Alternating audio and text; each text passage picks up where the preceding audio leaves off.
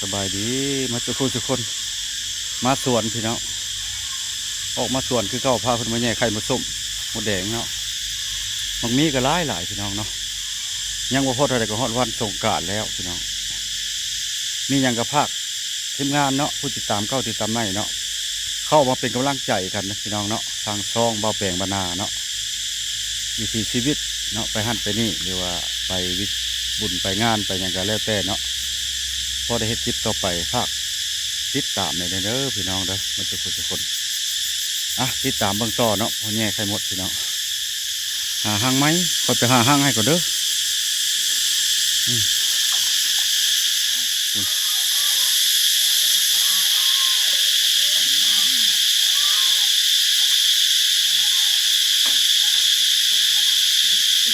ผู้ยิงแก่ซะเนาะพี่น้องเอาใหญ่ๆเนี่ยก็บ่ได้เนาะเอาดังใหญ่ๆเลยนะกลัวมดซะนะกลัวมดเงาๆไปเลยนะมันว่างไข่แล้วมันโบแซ่บยัดแต่มันหน่อยโพดนะบ่ น้องสาวบ่ลูกสาวบ่น้องสาวในหลายบ่แย่ไข่หมดวานเขาว่าได้บักหลายบ่โว้ได้บักหลายเท่านั้นเราได้หลายขนาดวะก็อยากให้เจ้าแก่กระเทิงพวกนี้มันปลายังหลายอยู่กุ้งก็หลายน้องสาวเนาะน้องสาวยังงามอยู่เนาะเอาผัวแล้ววะ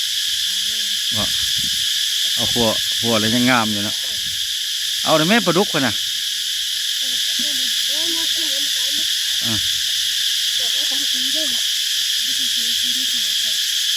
บกล้าออกกองบ่เนาะออกกองมันก็คักแล้วโอ้ใหญ่เต้าเนาะปลาดุกอันพันแต่บ่ได้เกลือมัน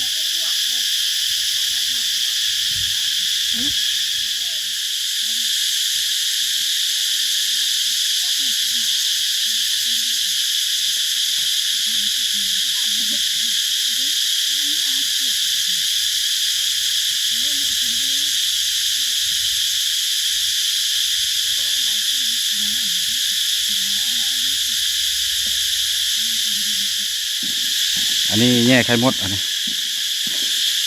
กกม่วง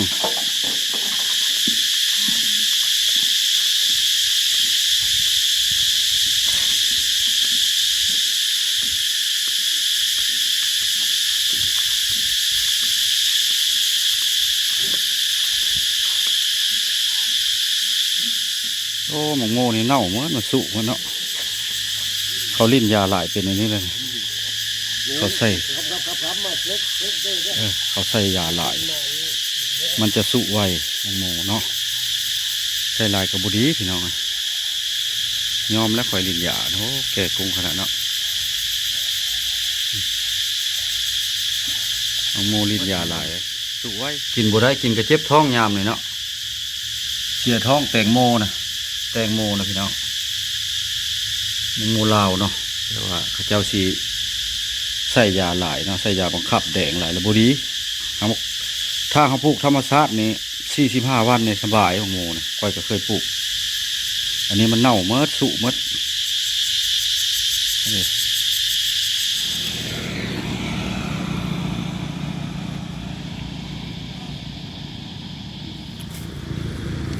น่าจะ10ป่ะเศร้าโมมาหลายเนาะโมบ้านไหนวะโมมาแต่อันสวรรค์เขตสวรรค์เขตโมไม่แพงโมอ้อย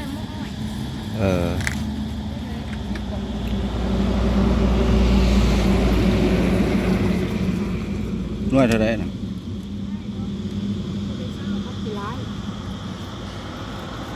ได้อยู่ดอก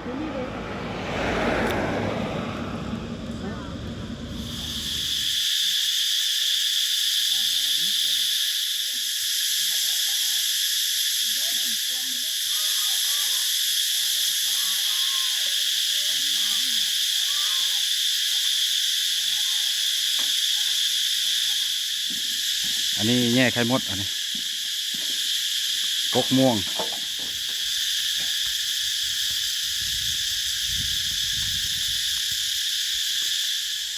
สบายดีมาสุขุสุคนมาสวนพี่น้องออกมาสวนคือเก้าพาเพิ่นมาแย่ไข่มดส้มมดแดงเนาะบางมีก็หลายพี่น้องเนาะโอ้แม่เพิ่นเห็นห้างไข่มดส้มแล้ววานนี่เพิ่นก็ได้2-3ห้างวานนี่ก็ได้ไข่เป้งได้พี่น้องไข่เป้งใหญ่ไข่ใหญ่ๆไข่เป้งนะครับเพิ่นไข่เป้งไข่ดำๆไข่อันขาวๆใหญ่ๆเพราะว่าเป็นอย่างมันจังใหญ่มันใกล้สะใกล้หนองสะนะมันได้กินน้ำพี่น้องอันนี้ห้างระบบมันใกล้หนองสะแล้วมันใหญ่อันนี้ห้างลุ่มเหมือนยันยังอันเลยห้างไต้นะโอ้มะขามหวานหลายขนาดห้างแล้วเนาะหาห้างไหมก็จะหาห้างให้ก่อนเด้อ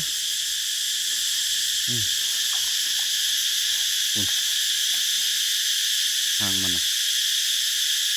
ก็จะอ่อนต้นไม่ดูพี่น้องก็จะมีกระลำใหญ่ๆไม่ดูมันเป็นของบุคคลแล้วถ้าว่าเป็นของสาธารณะนะคือว่ามัดแล้วเขาตัดมัดแล้วไปเบื้องหนูห้างนะ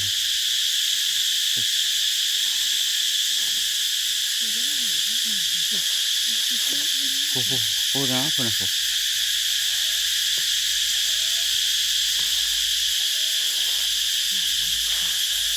ป้าต้นไม้ใหญ่งามเลยมันไม่ดูต้นไม่ดูเดี๋ยวพวกนี้บอกคือต้นไม่ดูนะนี่แล้วดินเขาเนาะออกไปยะเขาเว้า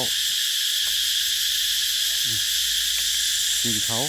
ก็กล้วยนูพุกพี่น้องคือซีเมนต์ห้างแล้วเนาะมันกินมาต้นเลยนี่เลยมันหลายฮะมื้อหน้าเอาตังมาทิศเนาะอย่าต้องมันตั้งหลายพี่น้องมื้อหน้าบอกไปสิมาติดก่อนมื้อหน้าสิมาติดเอาจักจั่นแม่จักจั่นหลายมันอยู่ต่ำๆนึงอยู่ในต้นอันนี้ต้นมะขามก็คือรวมสูงต่ำๆนะมื้อหน้าบอกไปสิเอาตังมาติดมื้อนี้แหละกระเทือนได้มาอะไรเงี้ยอยู่ต่ำๆนึงอันนี้ปูตะโปดอยู่ป้อหลายนี่จักจั่นหลายเห็นบ่เอาอยู่กกเดียวนี่ก็พอแล้วนะปุ๊บมาไกลหลายจักจันอะไรเลยเดี๋ยวบอกไปที่ซูมกล้องไม้เบิ่งเด้อ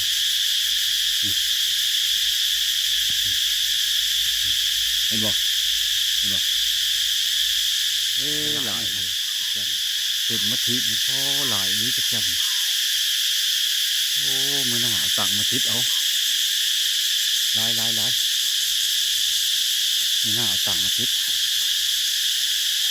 ตัวยูตั้มกันนี้นี่เลยอันนี้ติดแล้วฮะต้นนี้ตั้งหลายเนาะนี่น่าตั้งมาติดพี่น้องวันนี้แหละมันมาไก่เลยวิดีโอที่จะได้ขอยุดพักไว้เช่นนี้พี่น้องเนาะยุดหน้าที่หน้าจะไปถ่ายให้เบิ่งใหม่ไม่น่าเอาตังมาติดพี่น้องไม่น่าเอาตังมาติดจักจันนี่หลายมาวันนี้กับนี่จะมาแง่ไข่หมดครับเบื้องขึ้นแก้กุ้งนี้กล้องแล้วนี้ระบบกันชั้นบดีไปเลยเด้อพี่น้องเด้อยังขอโทษขออภัยนะพี่น้องเนาะมียังกระพากเข้าเป็นกำลังใจติดตามกันเด้อพี่น้องทุกคนไปก่อนเด้อพี่น้องเมื่อทุกคนสบายดี